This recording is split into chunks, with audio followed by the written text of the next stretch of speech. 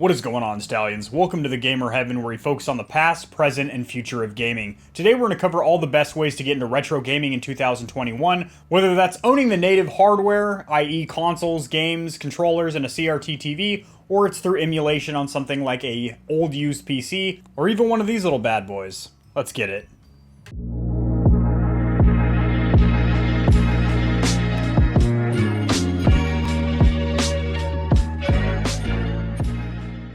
Alrighty guys, so jumping right in, the first method to getting into retro gaming would be to own the actual native consoles, so the actual original consoles. Now this is the most expensive, as these consoles are now retro. They're very hard to find, one in good working condition, and not only do you need to get the console, but then you need to get retro games for it, which you need to buy each one individually, plus you'll need accessories, you'll need to find working order controllers, and there's virtually zero customization there. You're getting the most accurate native representation of those games, but you're also going to need a an old school CRT TV, one of the big old, in case you're a younger crowd, the TVs that weren't flat screens, they had like a big bubble in the background, they actually had like light tubes.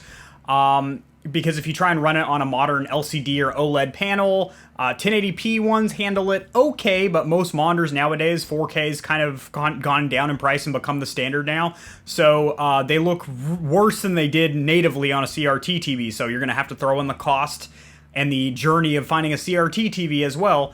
Not to mention, you're going to have to buy multiple consoles to get the same experience as if you just get an emulation station built into your PC. So in my opinion, the only perk to that would be is if you are a collector. You have a game room in your house, and maybe you're a little bit older, you grew up with these consoles like I did. I'm not necessarily as old as some of you might be that grew up with these consoles, but to me it's the most expensive. There's the least customization. Your games will never look or run any smoother or prettier than they did on those original consoles, but if you're a purist, then you want to see what they look like back in the mid-90s or even earlier, depending on what you're playing, then that's the way to go. The next one is going to be buying one of those mini consoles. For example, I have reviewed on this channel the PS1 Classic, which is a little mini emulator console. Nintendo kind of started it with the SNES Classic, which are still fetching a premium. They're well over their recommended MSRP because they're getting bought up like hotcakes. And that is a relatively good option. It's a small box that has the same look or design of the original console, but shrunken down, and they generally are loaded with between 20 and 60 of the original titles and come with 2 controllers, so that's cool. You can play 2-player games with your buddies on the couch. A lot of these actually come with really short cables, though, which is kind of weird. You're going to need to buy like a USB extension to actually be able to sit back in your couch and play. But that's a pretty good option because they generally come with multiple games, 2 controllers, and if you can get them for recommended MSRP and not pay a markup, that's a pretty good option for you. Now, the next option, we're going to kind of break this into 2 different categories, and that is going to be emulation. So you can get an older PC, like I recommend going onto eBay, or I have covered in the past places to get a used second or third hand Dell Optiplex computer. So what happens is universities, colleges, they basically get new stock of computers every 3 to 5 years, so to keep them all modern and fresh. Same thing with enterprises, so offices. They basically try and trade in all their old models, and to kind of soften the blow, the cost of buying those new PCs, they will sell their inventory in wholesale or bulk, all their old PCs, so you can pick up a used Dell Optiplex on eBay for anywhere between $80 and $200. So the one I have sitting right here on the floor, let me tilt the camera. So that one I have right there on the floor, that is a Dell Optiplex 390 I bought for $130 on eBay, threw in a used $45 graphics card, and a couple other little cheap upgrades, and basically that thing will run most modern titles at low settings 1080p at about 80 to 90 frames per second, which means it'll have no problem emulating older games, N64, NES, Super NES, Sega Genesis, some of the controllers that are on the wall behind me. And that's another thing. All these are USB controllers. They're not the actual native plugs of those controllers, so I can use these on any PC. And also with that, with emulation, you can do a lot of customization. In the user interface, you can basically add frame rate buffs where the games run more fluid and smooth than their original product. You can buff resolution up to 16 times, so you can be playing 007 GoldenEye from the N64 at like 4K. Now, granted, it's not going to be like a native 4K AAA title you guys are thinking of, but it is going to be much crisper. All the entire environment, the resolution is a lot crisper and it looks a lot better. You can also do things like instantly save and load your games just by pressing a combination of keys on your controller. You can screen record from a lot of these interfaces if you want to share your gameplay onto YouTube or something. And there's just a whole lot more that you can do there. But you don't even need to spend $130 and get yourself a full-size, or that's a small form factor, but a actual PC to do this. In my opinion, and this has been my opinion for probably about 6 or 7 years now, since the original Raspberry Pi and then especially during the era of the Pi 3 and Pi 3B, is to build one of these single board computers. Yes, this is a computer here. As you see, it's got USB slots, it has an Ethernet slot, it has Bluetooth and Wi-Fi on board. These start at $35 on Amazon. I have one right here without a case on it, so you can see exactly what they look like. This is basically an all-in-one computer, or a single board computer. So everything you need is on this little tiny board here. Now this thing is called a Raspberry Pi, and you install an operating system on it called RetroPie.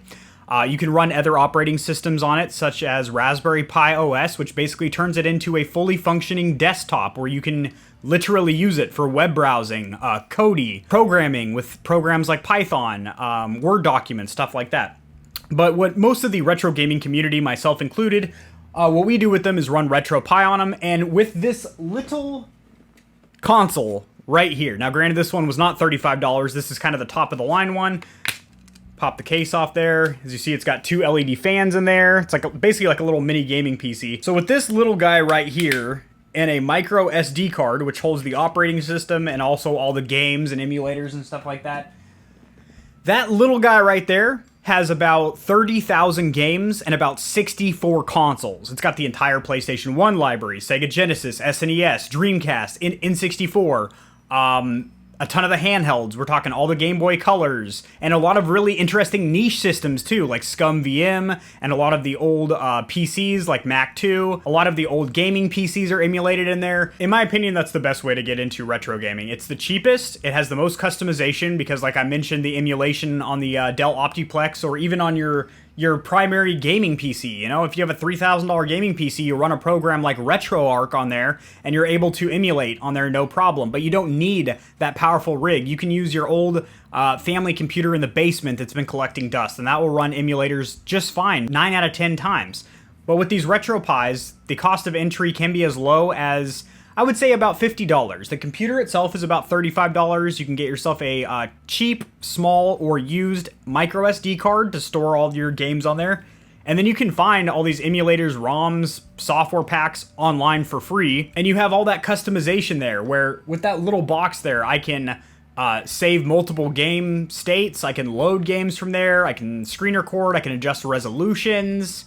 I can plug up to 4 controllers into that little thing there and be playing 4-player couch co-op with my buddies. It's just a lot of fun. I do have a tutorial on this channel. It's about 38 minutes long. However, it does have timestamps, and it walks you guys through the entire process actually building this one right here, from, you know, assembling the board to getting the software to getting everything optimized and running. So that is a very beneficial video if you guys are interested in retro gaming, as I think retro gaming is booming right now. People are stuck at home due to the pandemic, and retro games, it was a simpler time. You don't have to worry about the stress of, you know, getting third-partied in a first-person shooter or something like that. You can just play a platformer or an old 16-bit or 32-bit game and have a good time. And for a lot of people like myself, that's part of their childhood. That's part of our history as a gamer. It's very nostalgic to play some of these things, and you hear the theme song of a game that you played as a kid, and it just like brings you back there. It really is sensational, and I think that's why retro gaming is so popular right now, in combination with the fact that now is the easiest period in time to get into retro gaming due to technology. It's easier to emulate these titles.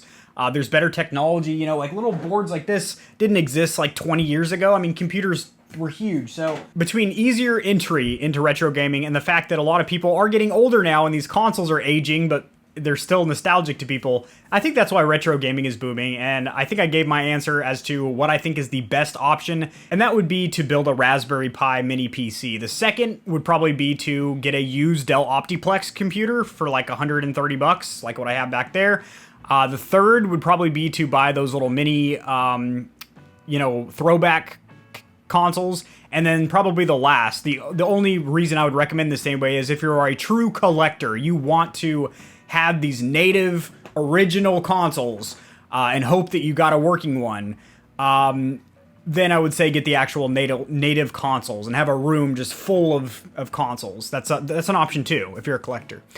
And I think that's going to do it, guys. Drop in the comment section below if you are a retro gamer or if you're thinking about getting into retro games after seeing a lot of people kind of play games that you used to play as a child, and it's bringing you back and you want to experience that again. If you enjoyed the video, liking it helps it to get seen by more people, which in turn helps me to grow my little channel, which I do greatly appreciate. Subscribe for more content like this. I do a lot of retro gaming tutorials as well as news in the gaming community and industry, and I will see you guys in the next video.